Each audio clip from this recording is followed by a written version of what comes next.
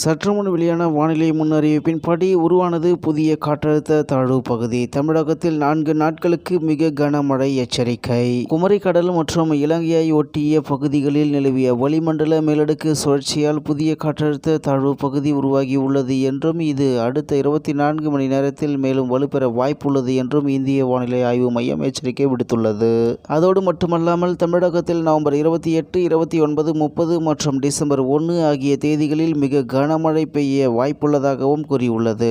மேலும் தமிழ்நாட்டில் இன்று முதல் 7 நாட்களுக்கு ஓரிரு இடங்களில் கனமழை பெய்ய வாய்ப்புள்ளது.